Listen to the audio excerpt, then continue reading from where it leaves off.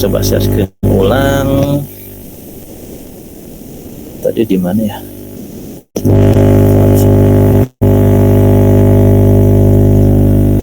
Pak Fahmi mungkin mau bertanya, Pak Fahmi. Ini kayaknya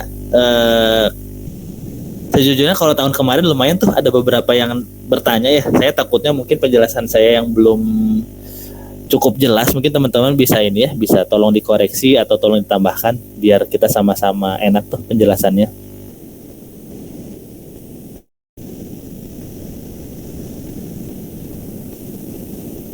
Oke, kita lanjut aja mungkin. Nanti kalau misalnya ada yang tanyakan, kita bisa bahas. Ini ya teman-teman. Jadi dengan dengan teknologi sekarang itu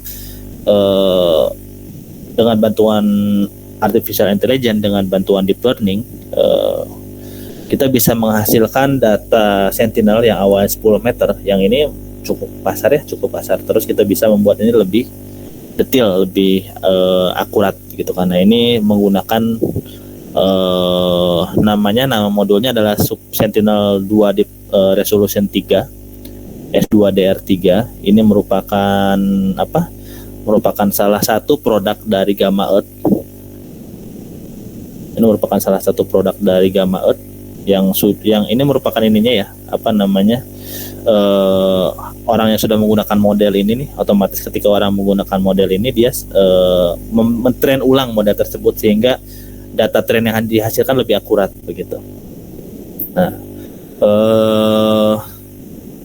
nanti saya akan coba kirim linknya di PowerPoint untuk melihat lebih detail. Nah, ini merupakan arsitektur dari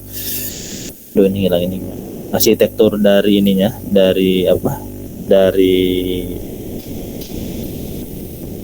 model yang dibuat gitu kan. Kalau teman-teman sudah terbiasa dengan hal-hal yang menyangkut artificial intelligence, machine learning gitu kan, atau kita biasa pakai, mungkin sekarang udah banyak teman-teman yang pakai chat GPT ya. Nah, itu sebenarnya secara umum itu semua terdiri dari layer convolutional, kan? Layer convolutional yang dia prosesnya berkala, dalam artian dia membentuk sebuah blok density gitu kan.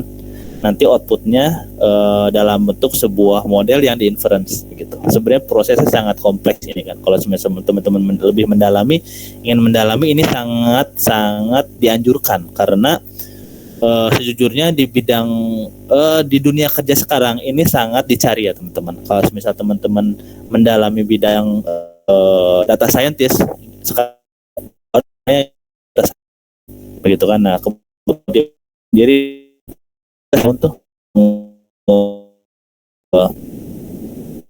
membangun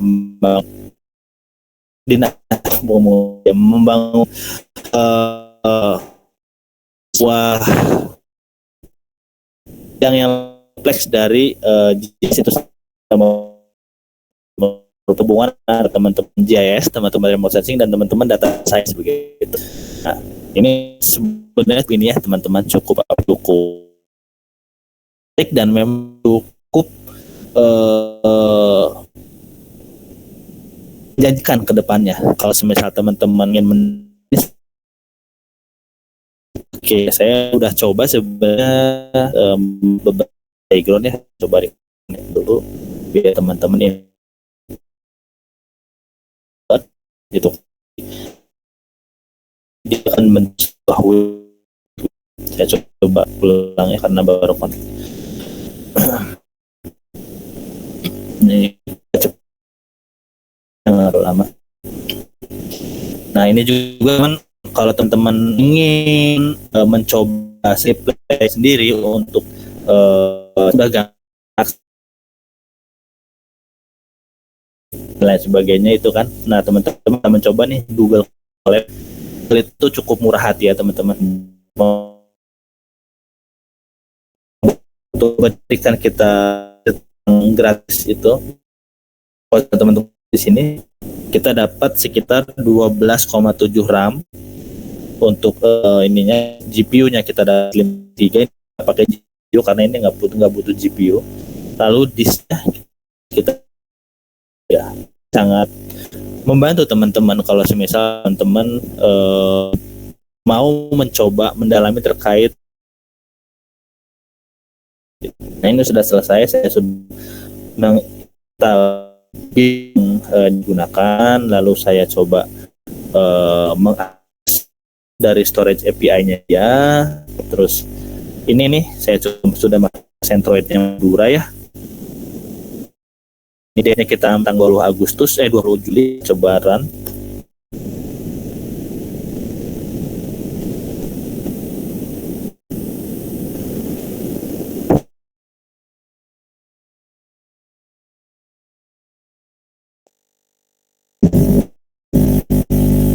Semoga, nah ini sambil nunggu dari teman-teman atau dari ini.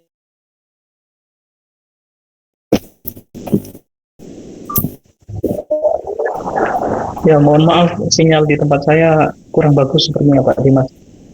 Terputus-putus tentunya.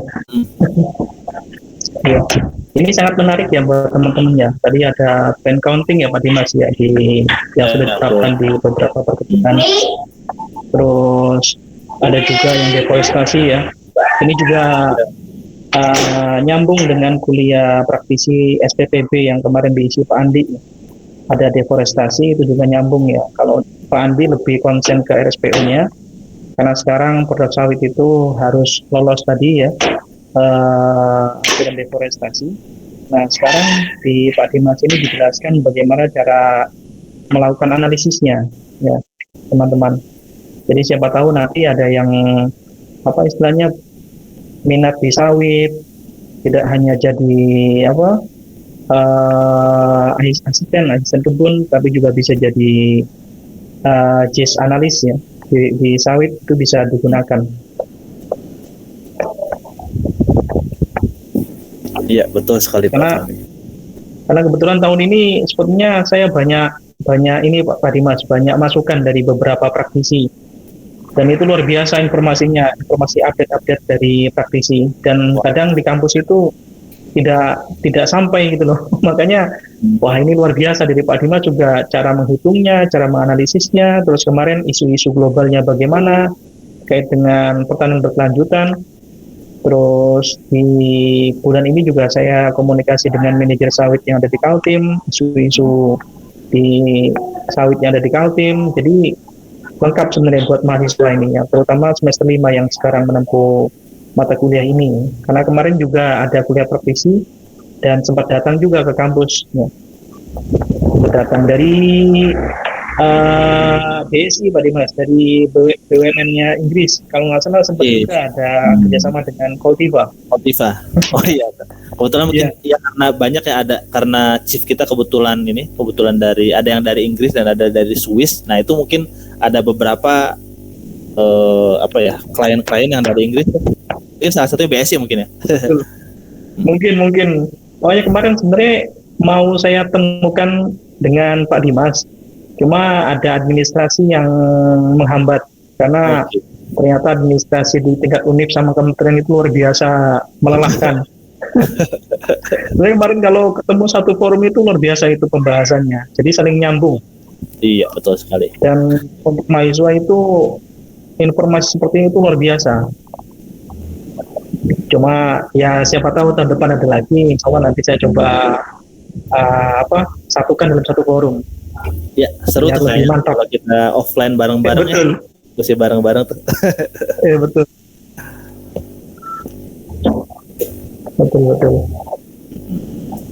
Oke. Bagaimana teman-teman ini? Ada yang mau ditanyakan dulu sebelum dilanjut sama Pak Dimas? Ini mungkin teman-teman ini kadang ini Pak Dimas, kadang teori dasarnya mungkin yang belum dapat sepenuhnya ya. Karena saya cuma ngajar kaitannya dengan JS sama remote sensing itu cuma 4 pertemuan. Kalau di ilmu tanah, di geografi kan bisa jadi 1 semester Pak Dimas ya. Sejujurnya malah saya dulu di ilmu tanah nggak ada GIS ya Pak Fahmi. Jadi ada ada di GM. Enggak di jurusan ilmu tanah nggak ada, di jurusan tanah nggak ada dulu. Di jurusan tanah itu malah di ilmu tanah nggak ada. Mata kuliah pilihan, dan kebetulan dulu kan saya masuk 2012 itu mata kuliah pilihan di 2013 saya nggak ngambil itu. Jadi kayak akhirnya saya, karena menurut saya lumayan penting, akhirnya belajar sendiri, les sendiri. Cukup dengan apa ya, saya pikir dengan resource sekarang teman-teman saya yakin akan lebih mudah tuh kalau misalnya teman-teman usaha untuk belajar sendiri terkait basicnya itu. Dengan sekarang tuh bisa sih sebenarnya, bisa lebih dari saya gitu ke depannya kayaknya. Oh, betul.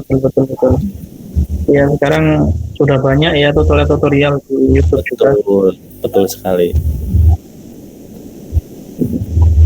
Oke, monggo Pak Dimas sambil lanjut, nanti bisa teman-teman bertanya. Iya, oke, sip.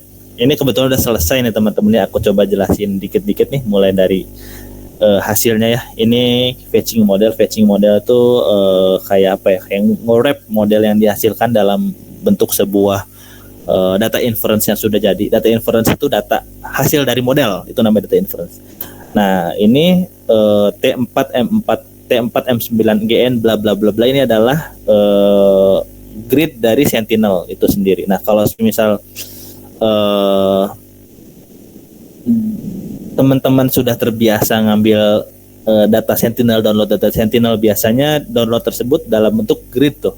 Ini S2L2A. Ini adalah tipe Sentinelnya. Ini data Sentinel 2 level 2A gitu. Nah, sebenarnya data Sentinel 2 tuh banyak macam-macam teman-teman. Ada yang level 1A, ada yang level 2B, ada yang level 1B gitu. Nah, ini kebetulan yang di-download di sini untuk kebutuhan ini adalah Sentinel level 2A. Nah, seperti yang saya jelaskan, ini merupakan gridnya. Karena kan nggak mungkin kita mendownload secara keseluruhan whole gitu kan. Jadi memang dari provider biasanya dia sudah menyediakan grid-grid untuk kita download gitu. Ini sudah melakukan post processing. Ini kita bisa melihat hasilnya di sini. Ini merupakan hasilnya. Lagi loading sebentar. Iya.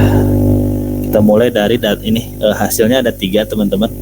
Ada yang RGB, ada data NDVI, dan juga data untuk melihat saya lupa, saya buat ini untuk melihat kenampakan dari sisi vegetasi, yaitu band 8, band 11, dan band 5. Nah, misal dari sini kalau misalnya teman-teman lihat lebih detail, di sini sangat terlihat ya teman-teman perbedaannya antara data hasil SuperReso yang resolusi 1 meter dan juga resolusi 10 meter.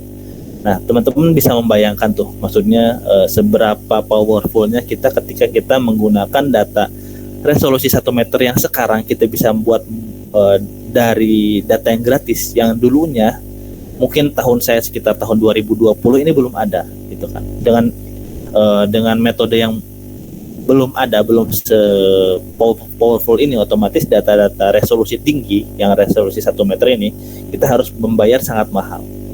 Dengan adanya teknologi sekarang, dengan adanya artificial intelligence, kita dapat membuat ini gitu, membuat yang awalnya resolusinya 10 meter menjadi 1 meter gitu. Dengan yaitu yang namanya model, pasti ada beberapa ketidakpastian yang dihasilkan, cuman itu minor lah, dalam artian dengan hasil yang didapat kita bisa membandingkan langsung di lapangan.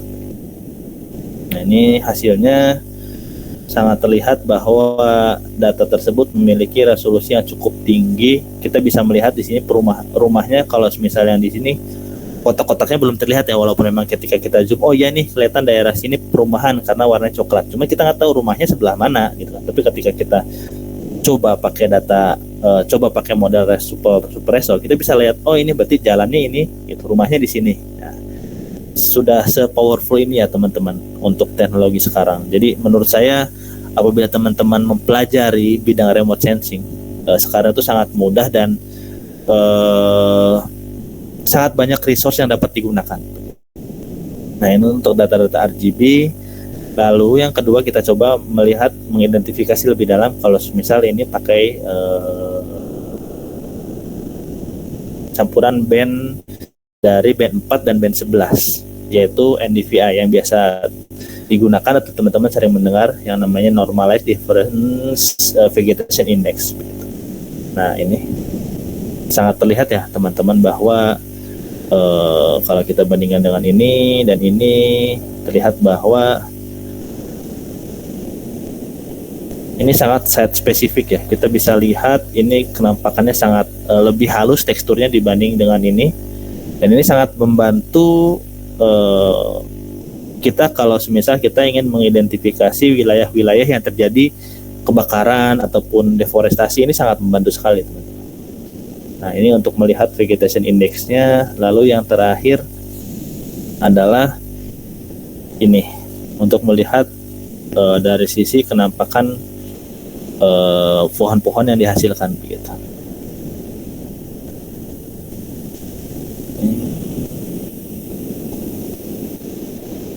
Oke, sampai sini ada yang tanyakan dulu teman-teman?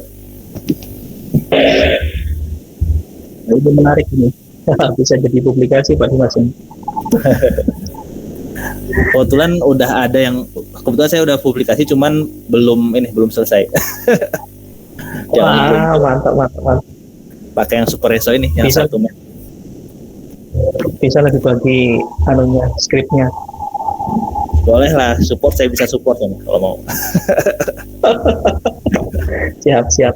Ini yang fusion tadi Pak Dimas ya, menggabungkan antara multispektral dengan radar itu bukan? Oh bukan, ini data membuat data sentinel yang 10 meter jadi 1 meter Pak Fahmi. Oh. Jadi hanya multispektral Pak Dimas ya? Iya, ini multispektral. Jadi yang didapatkan ini semua band itu resolusinya udah 1 meter. Jadi ketika kita gabungkan RGB-nya jadi kayak gini nih. Dan lumayan ya ini kalau semisal kita berbicara terkait klasifikasi lahan, ini bisa sangat spesifik ya Bapak Fahmi ya. Bisa kelihatan ininya, teksturnya gitu. Oh, mantap ini. Nanti saya belilah Pak Dimas skripnya Pak Dimas. Waduh.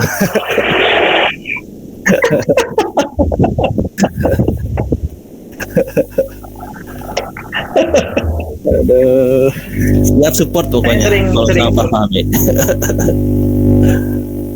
Sering pelatihan, cuma belum dapat yang ini, masih dasar tentang Python basic sih.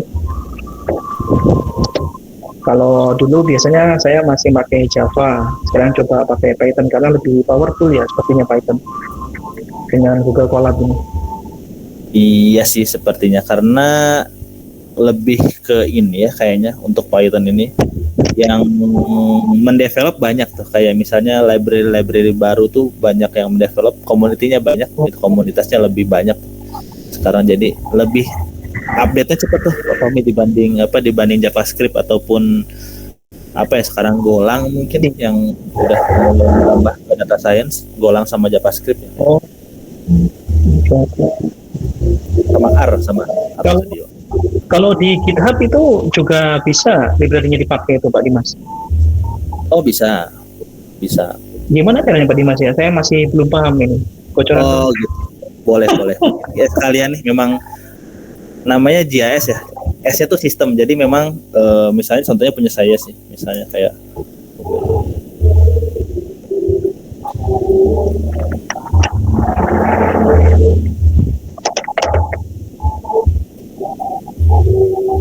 ini sekalian promosi buat teman-teman. Kalau mau lihat-lihat. Mantap. Nanti saya coba oprek lah. Tapi nggak update lah Pak Fahmi, cuman beberapa. Kalau lagi slow dulu, sekarang udah jarang banget. Source. Pakai aplikasi ini nih namanya Source Tree ya. Kalau misal teman-teman bingung, ini nih untuk memudahkan kita untuk melakukan beberapa hal terkait penggunaan ini ya, apa namanya ya ini, GitHub gitu kan. Misalnya kita bilang penggunaan repository lah. Misalnya contohnya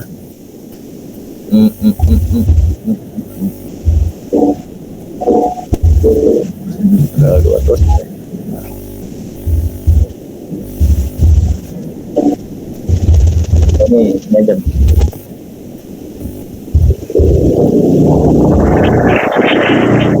Akhirnya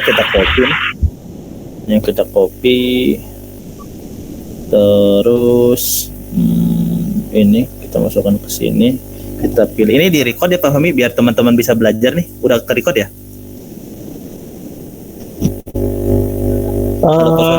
Saya kebetulan pakai HP. Pakai HP gitu. Ini tidak bisa record ya? saya record ini. Mohon maaf. Sayang sih. biar bisa teman-teman bisa belajar Betul, sayang juga sih. banget ini. Ini saya coba taruh di mana ya enaknya, di sini aja deh, dokumen aja, dokumen tes PTM misalnya, folder ini kita clone.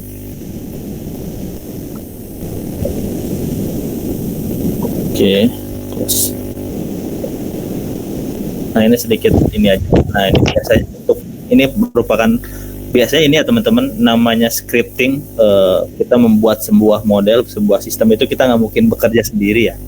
Jadi kita bekerja secara kelompok, secara apalagi ini udah kalau misalnya perusahaan tech itu kita udah berurusan dengan kelompok-kelompok yang besar tuh, ratusan orang, kita mengerjakan sebuah produk itu kan nggak mungkin ya kita nggak ada sebuah sistem yang bisa menaungi itu. Nah sebenarnya GitHub itu fungsinya untuk itu teman-teman. Nah teman-teman bisa lihat di sini semua history di sini terkait perubahan-perubahan yang ada,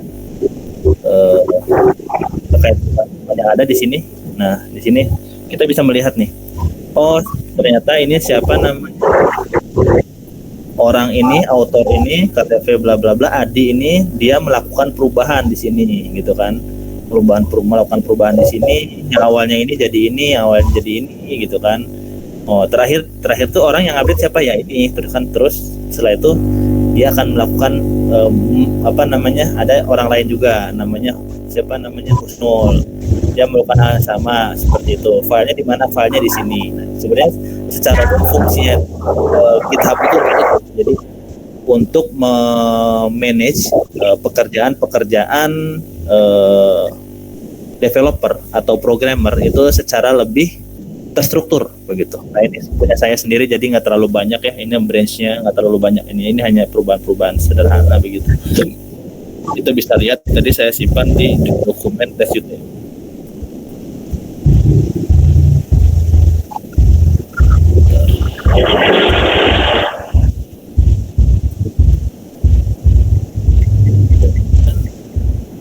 Ini biasanya kita akan berurusan dengan beberapa software yang disebut sebagai software kode editor teman-teman.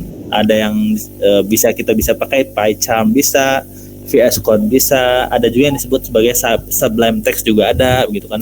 Cuman yang kebanyakan biasanya untuk Python itu biasanya menggunakan PyCharm. Itu kalau saya biasanya yang berkaitan dengan JavaScript, berkaitan dengan hal-hal yang di luar Python itu biasanya pakai VS Code gitu. Nah, biasanya yang namanya Python itu kita akan berurusan dengan yang namanya environment gitu kan. Nah, environment itu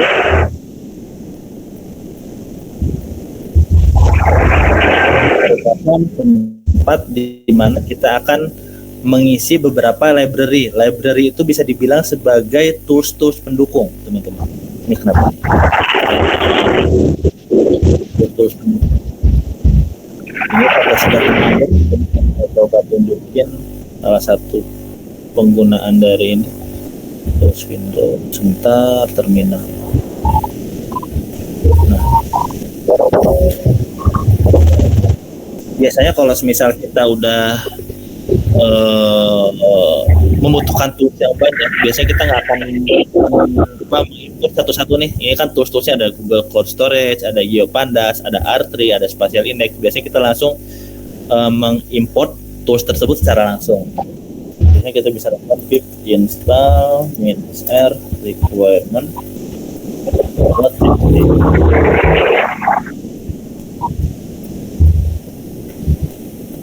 Nah, dia akan mengimport semua requirement. Ini kebetulan requirementnya nggak banyak ya, tapi biasanya kalau hal-hal yang kompleks itu requirementnya banyak. Ini ada error, kita bisa lihat di sini. Sebenarnya yang namanya script itu dia pasti akan menemukan hal-hal yang error seperti ini, gitu kan. Jadi kayak scriptnya di mana? Di bagian sini nih. Misalnya conversion. Contoh script yang lebih advance itu ada di contohnya yang ini teman-teman. Ini merupakan script yang lumayan advance, tapi kebutuhannya itu kebutuhan yang sangat basic, yaitu kita ingin memvalidasi dan mengkoreksi geometri yang ada gitu kan. Nah, misalnya contohnya proses yang correction yang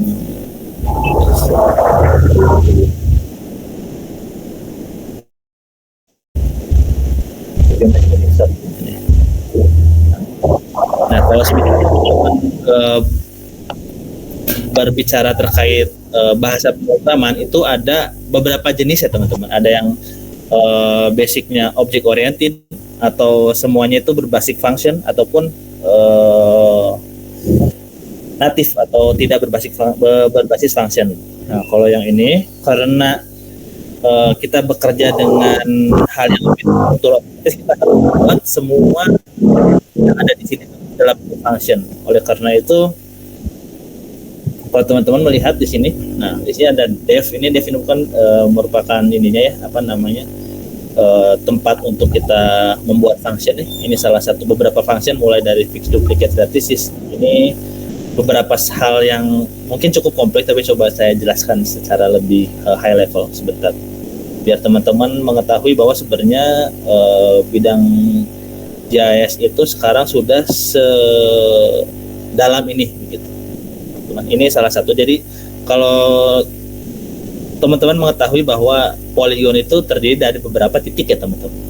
Nah, kalau semisal kita tidak mengetahui bahwa ada di poligon tersebut ternyata titiknya saling tumpang tindih gitu kan. Nah, gimana sih cara mengidentifikasinya? Nah, kita mau nggak mau, karena itu tidak ada di manapun, di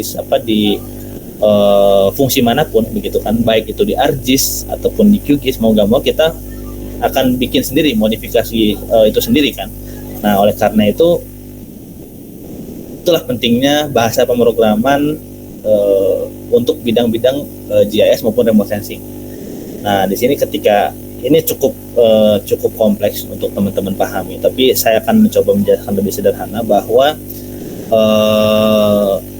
function ini terdiri dari beberapa kegunaan atau beberapa function lain yang saling berkaitan. Contohnya di sini ada remove duplicate. Jadi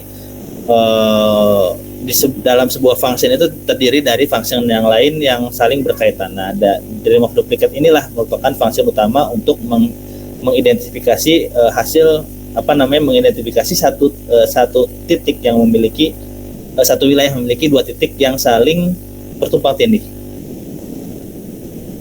Kalau teman-teman sudah familiar dengan ini, dengan mekanisme for loop gitu kan. Ini ada yang namanya mekanisme for loop. Jadi kita melakukan ini secara keseluruhan ke semua titik untuk melihat. Jadi kita nggak mengidentifikasi satu-satu titiknya. Nah, dengan adanya for loop ini kita melakukan identifikasi.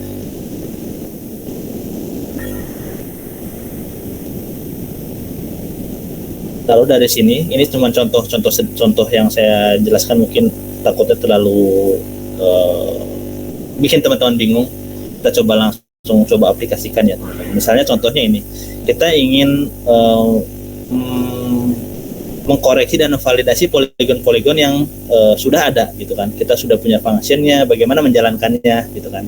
Oke, misalnya contohnya, bentar saya coba ini dulu ya, ganti dulu config-nya karena ini takutnya masuk ke production nanti ini ya harus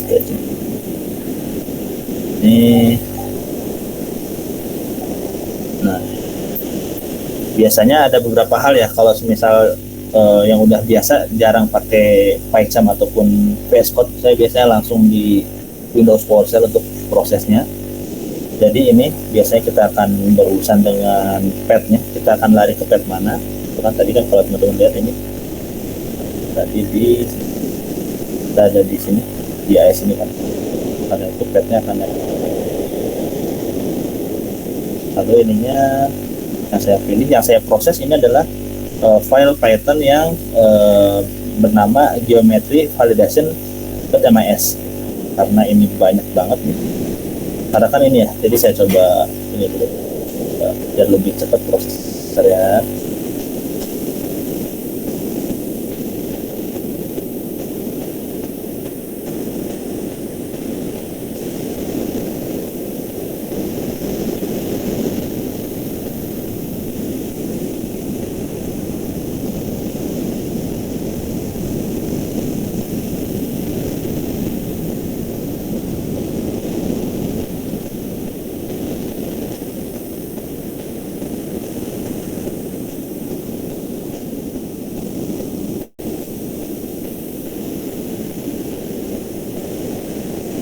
164 misalnya.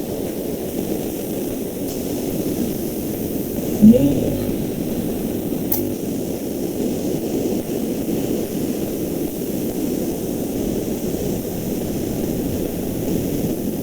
tunggu ya, ambil buku nih.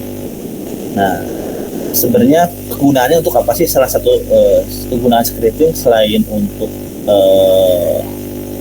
bekerja bareng-bareng dan juga selain untuk memodifikasi, kita dapat menggunakan scripting ini untuk memproses data yang sangat banyak, teman-teman. Kalau teman-teman melihat di sini bisa bayangkan ya, kita punya data sekitar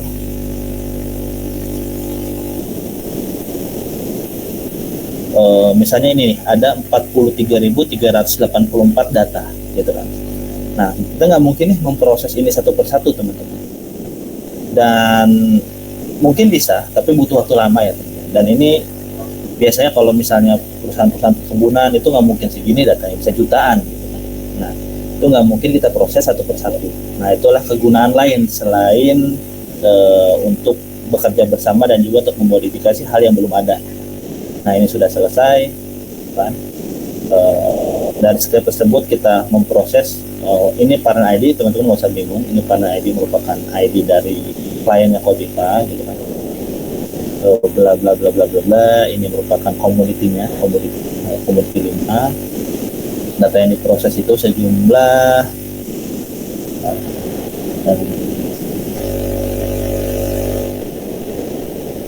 ada sekitar 176 data. Saya takut lebih dalam, teman-teman bikin pusing ya. Mungkin saya coba akhiri untuk yang ini, case ini. Teman-teman ada yang mau tanyakan kira-kira? Ini kalau bingung ini. Oh, ini ada yang angkat tangan. Silakan. Silakan.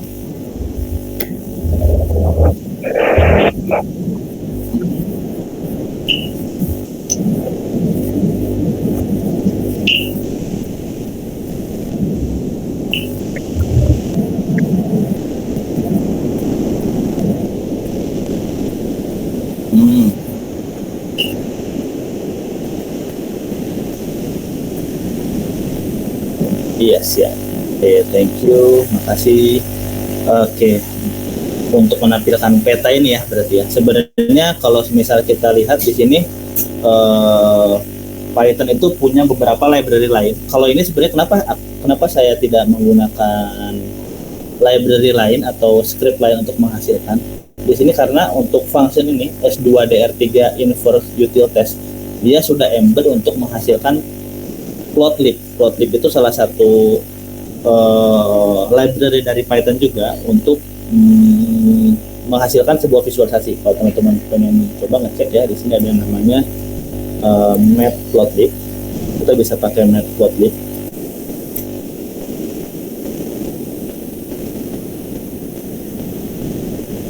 Teman-teman bisa menggunakan ini.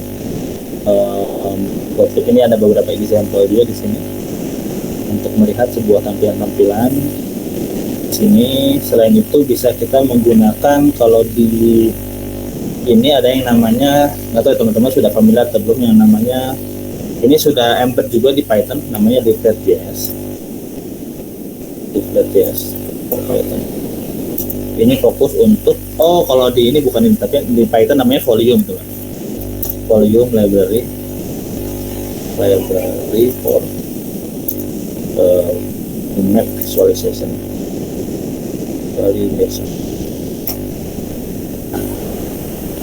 Misalnya ini kita buka documentation-nya.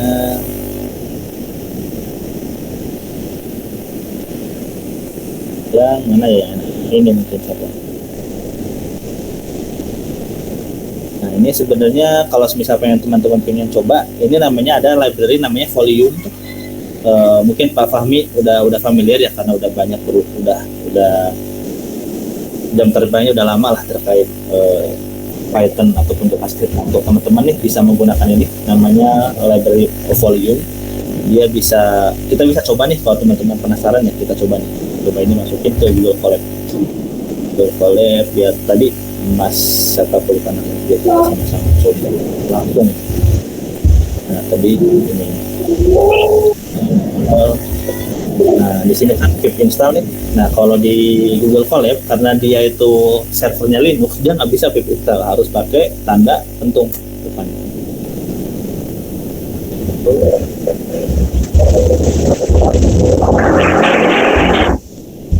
Portfolio.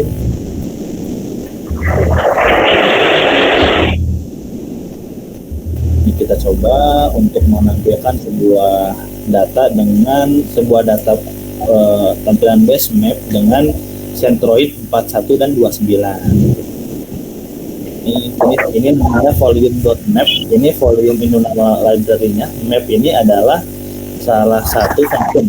Kalau teman-teman ini coba hover ke sini, nah dia banyak kan argumen atau banyak parameternya tadi di sini tuh.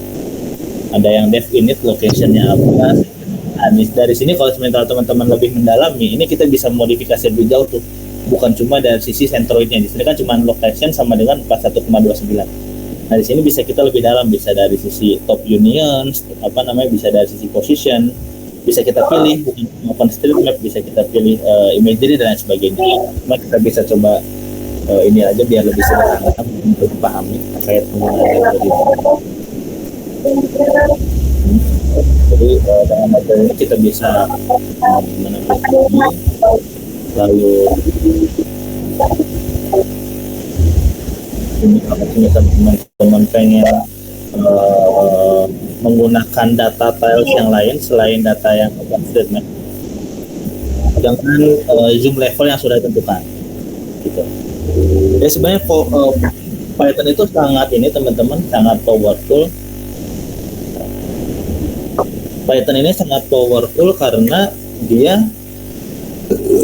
namanya bahasanya itu ini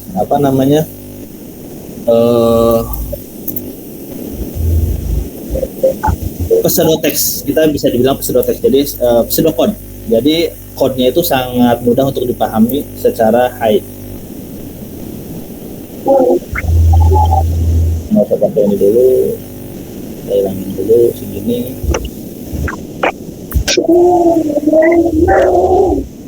Oh ya, ini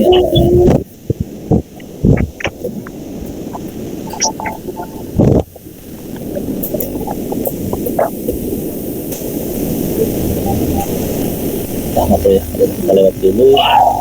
Kita coba pakai ini aja deh ya.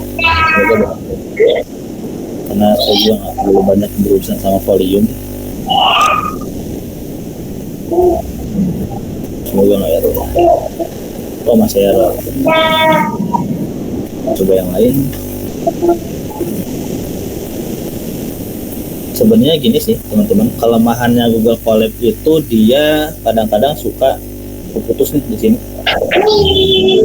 Runtime-nya suka putus dan mau gratis ya, jadi suka dibatasin tuh. Ya kadang-kadang kita nemu case kayak gini ada dua kemungkinan. Apakah memang dari sisi script-nya ataukah dari sisi jadi memang secara umum itu penggunaan Google Colab memang ada batasan. Cuman ini kalau misalnya teman-teman ingin mendalami lebih dalam itu bisa tuh, daripada teman-teman tadi harus coba set environment di sini kan, terus teman-teman harus tadi coba download import library naruh library di sini dulu, install lama-lama kan. Nah, kalau di Google Colab enggak tuh, dia tinggal tadi langsung ini aja, langsung pip install volume atau pip install GeoPandas gitu misalnya di sini. Pandas. Perbedaan antara Pandas dan GeoPandas adalah kalau Pandas itu dia fokus pada data-data tabular non spasial. Sedangkan kalau GeoPandas ini merupakan data-data yang berfokus pada data-data spasial. Jadi di sini banyak nih, kita bisa melakukan analisis intercept, melakukan analisis apalagi ya yang biasa teman-teman lakukan, buffer dan lain sebagainya. Nah, itu bisa menggunakan ini GeoPandas gitu. Ini mungkin buat errornya nanti bisa teman-teman ini aku bakal kirim juga ini, kita coba review dulu biar teman-teman bisa belajar. Kita kirim apa. Oke, itu ya tadi Mas siapa tadi saya lupa. Semoga bisa menjawab. Coba dulu tuh. Ya, monggo ada yang lain teman-teman. Bagus pertanyaannya. Silakan. Ini ada Mas Yusuf. Baik Bapak, Assalamualaikum warahmatullahi wabarakatuh. Perkenalkan, nama saya Yusuf Adlan Saputra Komedi di NIM 2 dari kelas A. Tadi yang Bapak yang jelaskan di menggunakan apa tuh S2 Novia. Nah itu saya ingin mengetahui Pak. Saya mengetahui beberapa wilayah kekeringan, dan bagaimana sih cara menemukan air di titik untuk di mengotot sehingga dapat dan menggunakan citra satelit.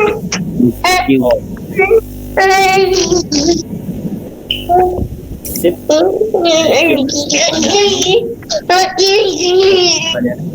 Oke, ini ada yang bocor. Oke, terkait kekeringan pasti kita akan berbicara, salah satunya terkait kandungan air ya. Kalau di kalkulasi BN adanya mah teman-teman mungkin Pak Fahmi sudah banyak familiar yang NDWI atau Normalized Difference Water Index. Kalau kita coba di sini, dia tuh gabungan dari apa aja gitu kan, gabungan dari, bahkan di Wikipedia udah ada nih gitu kan. Cuman biar takutnya nggak akurat gitu. NDWI itu kalau Mas tadi menanyakan tentang kekeringan, biasanya beberapa proyek yang saya lakukan ketika itu berkaitan dengan data-data kandungan air atau tadi untuk manajemen air yang mengalami kekeringan dan sebagainya, biasanya kita menggunakan ini yang namanya NDWI, Normalized Difference Water Index. Nah, ini salah beberapa cara untuk penggabungan band ya teman-teman. Jadi untuk Landsat 7 kita bisa menggunakan band 2 dan band 4. Untuk Landsat 8 kita menggunakan band 5 dan band 3, dan untuk Sentinel 2 kita menggunakan band 3 dan band 8. Nah sebenarnya band-band ini nanti bentuknya seperti apa? Nah kalau misal tadi Mas tuh lihat contoh saya tadi yang di sini ya, demo ini. Nah ini band 11, band 8 dan band 5 ini merupakan gabungan antara ketiga band nih, antara band 11 dan band 8 dan band. Nah ini untuk yang NDVI sebenarnya sama aja. NDVI merupakan gabungan dari beberapa band, kalkulasi dari beberapa band. Hanya yang membedakan untuk Sentinel 2 NDVI, dia itu band yang digunakan adalah band 8 dan band 4, yaitu band red dan band infrared. Sedangkan untuk yang NDVI tadi yang di sini, dia menggunakan band, untuk Sentinel dia menggunakan band 3 dan band 5. Band 3 itu kalau nggak salah band red ya, mungkin koreksi saya lupa Pak. Untuk band 5 ini adalah band shortwave infrared atau SWIR gitu. Ini kita biasanya menggunakan ini nih Mas, tadi kalau misal teman-teman Mas siapa tadi mau coba, atau teman-teman terkait kekeringan atau melihat kandungan air, kita biasanya menggunakan ini nih. Nah benar ya, SWIR tadi saya bilang. Dia gabungan antara band NIR dan band SWIR. Bisa menggunakan ini. Semoga bisa kelihatan visualisasinya. Coba dia coba dia. Oh ini.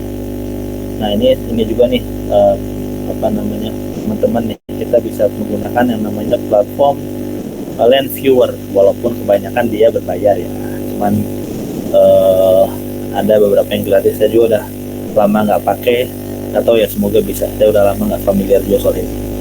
Coba ini bisa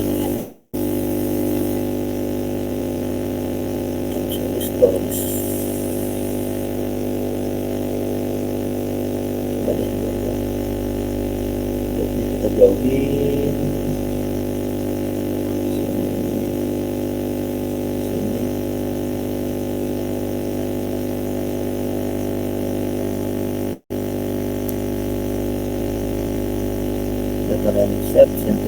coba kita lihat yang bagus juga.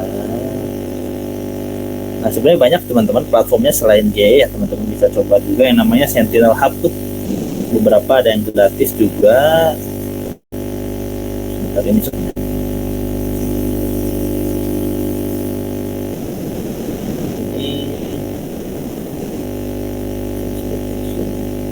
kita bisa, aduh ini harus bayar. Band combination, nah ini kita bisa, kalau nggak salah di sini udah ada sih NDVI. Ini dia, oh ini NDVI ini. Oh harus ini ya, sudah kita masuk dulu.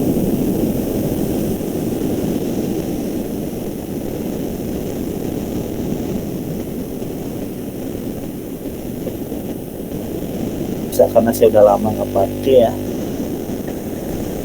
Oh,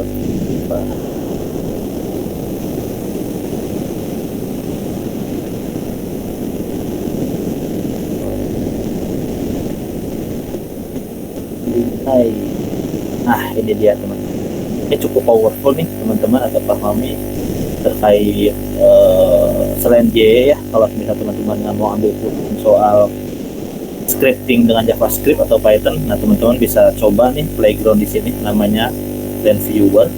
Saya coba kirim juga ini ya buat teman-teman takut mau coba. Saya kumpulin di sini beberapa linknya, nanti kalau semester coba nanti saya coba kasih ke dikumpulin di PPT biar nanti bisa, kalau Pak Fahmi kasih PPT-nya teman-teman bisa playground dari ini. Nah ini ada juga macam-macam nih, ada Enhanced Vegetation Index. Ini dia, lihat kalau teman-teman lihat ininya ya, lihat ini dia kompleks banget nih ininya. Apa ini tuh namanya bandnya, kalkulasi bandnya dia bisa 2,5 dikali band 8A dikurang band 4 dan kurung bla bla bla. Nah ini namanya kalkulasi band. Sekarang sudah sangat maju ya teman-teman, jadi sangat mudah bagi teman-teman untuk mempelajari lebih dalam dibanding zaman kami, zaman saya dan Pak Fahmi dulu. Ini belum ada nih hal-hal seperti ini nih. Jadi ini kita harus proses sendiri, download sendiri di mana, di USGS, lalu kita kalkulasi band sendiri di ArcGIS atau di Envy gitu kan, di aplikasi-aplikasi manual gitu. Nah sekarang ini sangat powerful, teman-teman bisa mencoba sendiri. Bahkan ini ada yang namanya Deforestation Index. Ini Deforestation Index, bisa melihat mana yang mengalami deforestasi, mana yang enggak. Di sini terlihat ini value-value-nya bisa lihat dari sini. Lalu ada Fire Detection Index, ya dan sebagainya. Gitu ya, Mas. Tadi saya semoga pertanyaannya menjawab ya. Kalau belum mungkin bisa dilanjutin, bisa ditanyakan ulang ke Mas.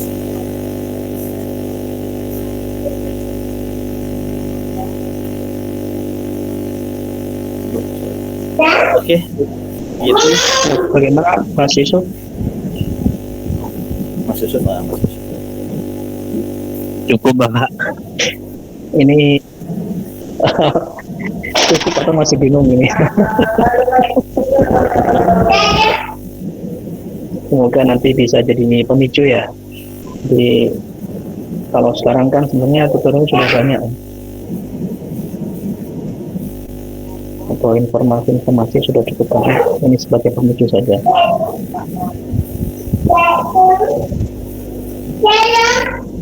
Paling itu ya Pak Fahmi ya yang bisa saya sampaikan nih. Semoga yang saya sampaikan teman-teman bisa lebih memicu buat belajar remote sensing lebih dalam ke depannya, dan semoga yang saya sampaikan bisa berguna.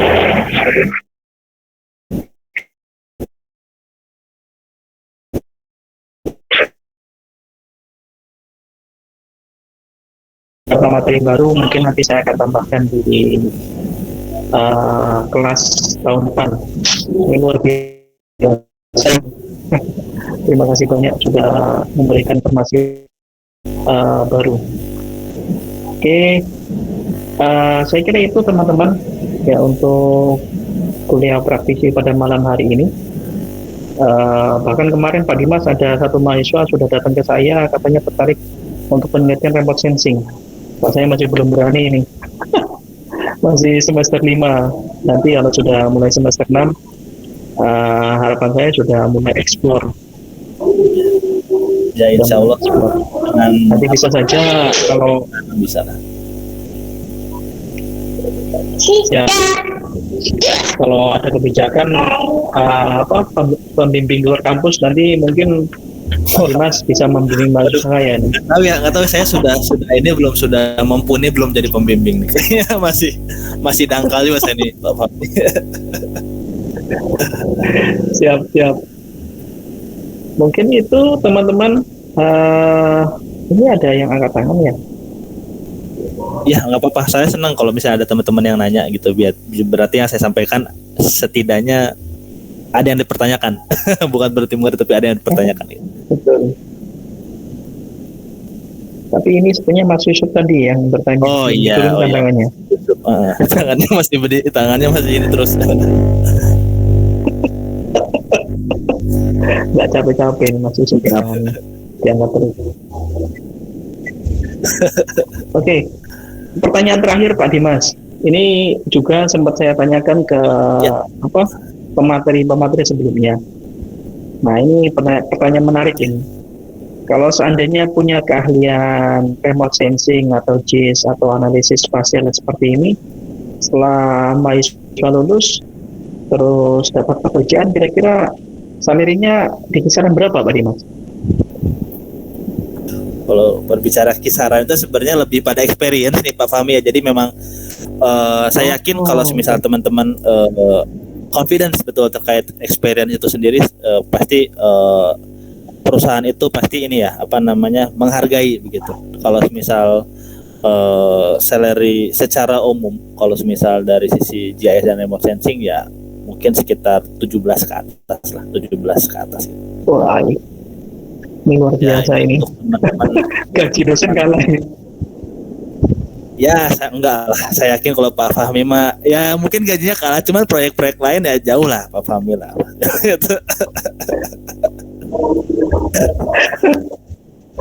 Ini buat kita aja biar teman-teman lebih ini. Betul. Kalau kemarin di mata kuliah sebelumnya di sawit itu bisa 2 sampai 3 kali UMR. Nah, kalau sudah punya keahlian remote sensing atau JIS analis ini sampai di atas 17. Ini luar biasa informasi buat teman-teman ya. Jadi yang tertarik ya diperdalam, apalagi sudah punya experience ya. Terutama nanti misal masih ada kegiatan MBKM, magang industri, coba dicari ya perusahaan-perusahaan yang bergerak di jasa analis seperti ini. Itu pengalaman mahasiswa kita ketika mereka magang selama 6 bulan atau 1 tahun, lulus itu langsung dapat panggilan Pak Dimas. Jadi tidak perlu apply. Jadi itu teman-teman. Iya. Sekali lagi terima kasih Mas sudah meluangkan waktunya mengganggu waktu malam minggu dengan keluarga. Ya, terima kasih banyak juga Pak Fahmi yang udah. Ya, terima kasih juga Pak Fahmi teman-teman ya sudah mengizinkan saya buat berkicau nih untuk memberikan sedikit yang saya bisa lah itu ke teman-teman. Semoga bisa maju, bisa bermanfaat ya teman-teman sekalian. Ya, amin. Ya, terima kasih. Mohon maaf apabila ada salah Pak Dimas dari saya dan juga teman-teman. Untuk yang lain-lain termasuk honor nanti saya infokan. Kemarin sudah sampai di keuangan. Semoga cepatnya turun. Teman.